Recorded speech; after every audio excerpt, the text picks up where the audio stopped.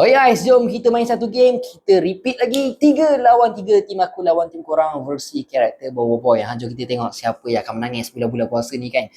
Jom kita start. Let's go. Okay, karakter pertama untuk tim aku. Bak datang. Bagi karakter yang solid sikit. Aku nak tengok siapa yang kita dapat ni.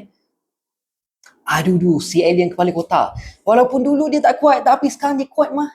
Dia level-level macam Boboiboy Blaze ke? Ui, solid. Okay, karakter yang pertama untuk korang. Bak datang. Lawan lah dengan adu aku. Meh. Okay, karakter yang kedua untuk tim aku lah. Tak apa. Jangan sombong sangat.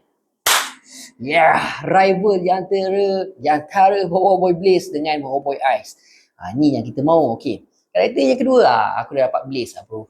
Blaze lagi kuat lah daripada Ice kan. Gopal Not bad. Weh, sengit aku rasa ni. Okay, jom kita tengok karakter yang terakhir untuk tim aku. Yang ni baru karakter yang padu bro. Yang ni baru karakter. Let's go! Boboiboy Solar. Okay, karakter yang terakhir untuk tim korang. Aku menang ni. Fusion Blaze dengan Tok Kasa. Apa je orang tua ni boleh buat? Boleh ke dia fight dengan Boboiboy Solar? Aku rasa tak boleh. Kau rasa siapa yang menang? Komen dekat bawah.